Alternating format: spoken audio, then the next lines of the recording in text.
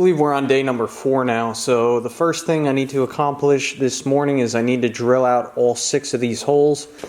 And I have to, I'm going to have to step these up eventually up to a 5/8 inch drill bit. It's going to be a slow and daunting task, so I'm just going to turn up the tunes and knock this task out off camera. Then I think we can start moving on to some more fun things.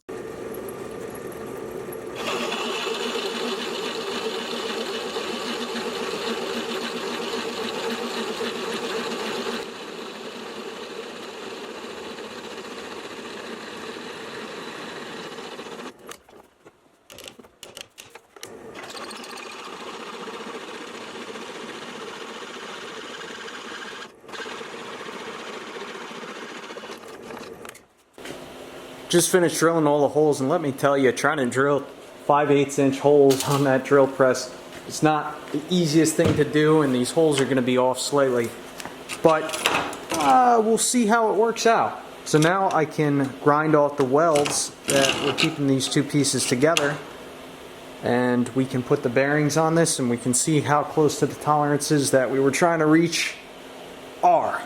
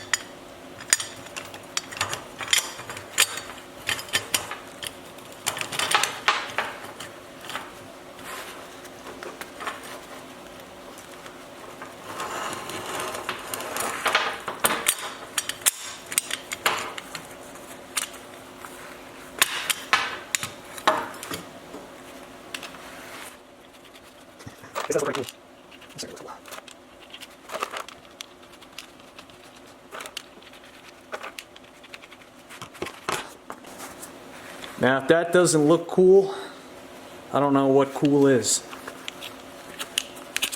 Oh man, that came out so nice, but the biggest question is it going to fit over the pipe? Here it is, folks. I'm trying this the first time as you're watching here. Oh man. Oh yeah, that is so perfect. Look at that. Oh my God, that came out perfect. Wow. Wow, that is, I couldn't have asked for any better. That is such a badass system right there. Oh man, I was dreading making this part, but like there's just like a thou or two of play in this, which is like exactly what I was shooting for. Oh, this is beautiful. This is a work of art right here. I am so proud of this. Wow. All right. Enough celebrating. We got to figure out what to do next. So I'm thinking the next thing I got to do, now that the adrenaline's wearing off a little bit right here, I'm going to have to flip this pipe back around to the side that I cut the holes in. And I think we'll get to welding this friction shaft in here. Now, the one other thing that I got to figure out too is I got to figure out if I'm going to try and tap some grease zerks in here, which I'd really like to. I'm not sure if this is the same thread pitch as some of the grease zerks I have, so I'm going to look into that. In the meantime, I'm going to flip this pipe around and get it ready to weld for the top shaft. But man, I'm just so thrilled about how this thing came out. Oh, that is is so perfect. That is so perfect. So happy with how that came out. Spent a lot of time on this, but awesome. One thing that I was always hesitant about buying, but now that I bought it, I use this thing almost every single time I'm out in the shop. This is the thread checker, and it's just like an accordion of all these different thread sizes. Let me tell you, this thing is so handy. So I need to put a grease zerk on this top pivot, and the set screws, those holes are too large for the grease zerks that I have saved. So I'm going to have to drill a new hole in here. But I wasn't sure what size threads the grease zerks were, so I took out my thread checker and I figured out that these grease zerks are 1/4 28 threads. So in order to tap that, I need to drill a hole for that. So I have this little tap kit, which I've never used before. We'll see if it works out well today. So we want to do 1/4 28, and I did a quick search online because this wasn't giving me a drill size. Maybe size 10 NC 24 is some type of reference to the proper drill size. But anyway, I did a quick Google search, and because I want to drill 1/4, see, we have 1/4 28. I need to drill, well, I guess technically it's a number 3 size drill that I should be using. Closest fractional is 7/32, so I got to drill a 7/32 hole in that pivot point, and then we'll tap it out with the 1/4 28 tap. We'll put that grease zerk in there. Here's my 1/4 by 28 tap. I'm just going to tighten it up in this little thread tapping handle.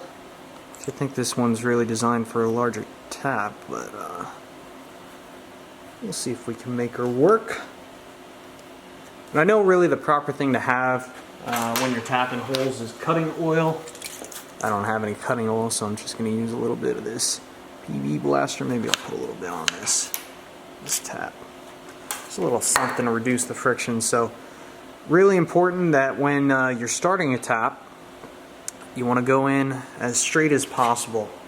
This can be a little tricky because once you start it, then it's kind of hard to correct if you're off a little bit. So I'm going to look down the hole. Looks nice and straight.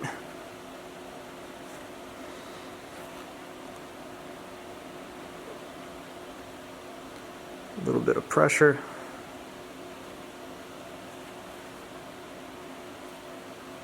And I'm happy with how that is going. So when it comes to tapping holes, the way I was taught, back the camera up a little bit here. But when it comes to tapping holes, what I was taught is you can tap until it gets tight. Once it starts to get tight, back up 1/4 or a half turn. Yeah, this handle really isn't working out too. Okay, let's get back to tapping here. So yeah, when it comes to tapping holes, what I was taught is you twist down the tap till it gets tight, and then you back it off. So it got a little tight, and back it off, half turn. We'll go another half turn forward, getting a little tight, we'll back it off. Forward, back it off. Forward, back it off. Forward, back it off. Alright, let's try putting the zerk in the hole here. Starts off nice.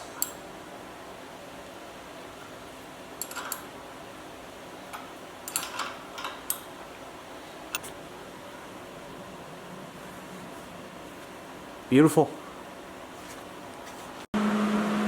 Alright, so what I'm getting ready to do now is to weld this sleeve onto the shaft. Now this shaft is going to be inserted into the mast, and the reason I'm going to weld this shaft onto the sleeve is because if I don't do that, I run the risk of these set screws loosening up over time, and perhaps that pin would slide down into the shaft and it'd be a whole nightmare. So I'm just going to weld everything together. I'm going to weld this onto this sleeve, and that sleeve is going to be plug weld onto the main mast, and then this other sleeve on the other side of this 1-inch shaft is going to be what the top part of the jib crane is going to hinge on. So let's weld this on, and then we'll set this sleeve in the pipe, and then we'll plug weld that.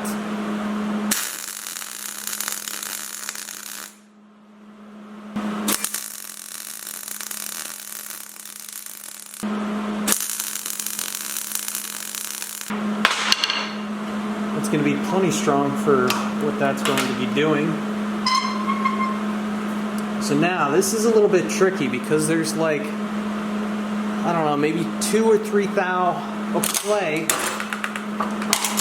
in between this sleeve and the main mast. So what I'm going to do to try and get this as centered as possible is I have some welding wire, flux corded wire, and I'm just going to kind of use this in here as a spacer. And we'll just try and get it as close to perfect as possible.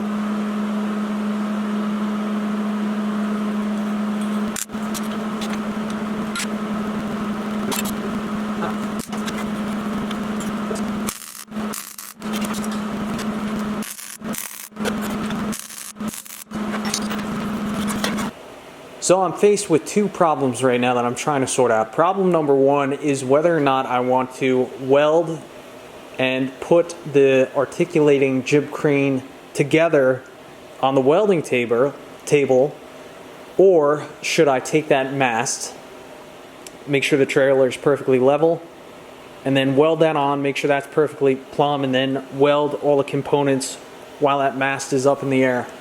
Not 100% sure about that, still have to figure that out.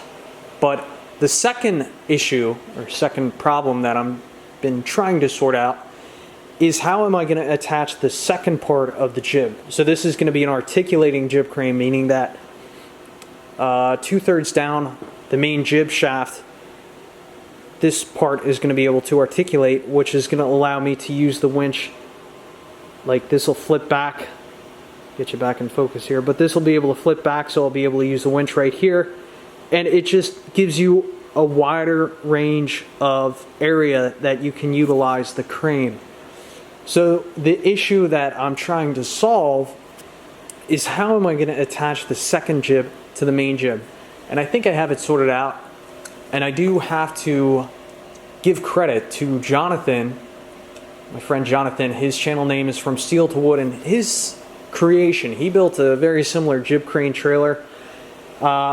His creation really gave me the inspiration to take on this project, and his recommendation specifically in regards to the articulating part of the jib crane is to do something like this.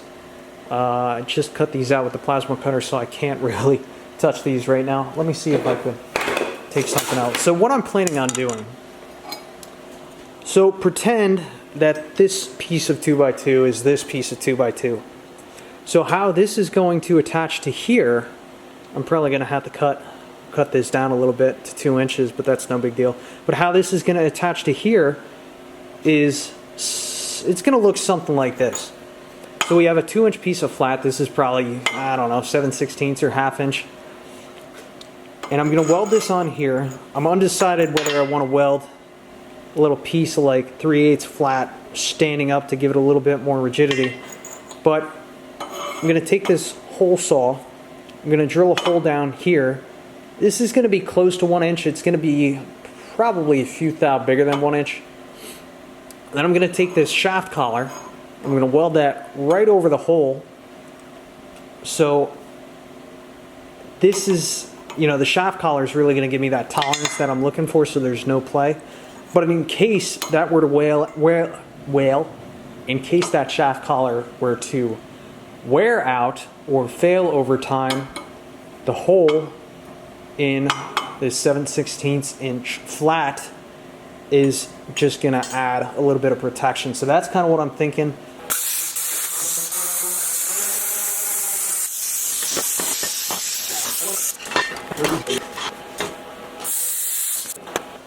Alright, let's do a little update here. We're getting at that point in the project where it's like 25 degrees out, my feet are freezing, I'm hungry, and I just want to like get this thing done. So I'm going to cut back on some of the unnecessary filming, but I'm going to give an update on what's going on right now. So I had the engineering figured out for the articulation of the second half of the jib.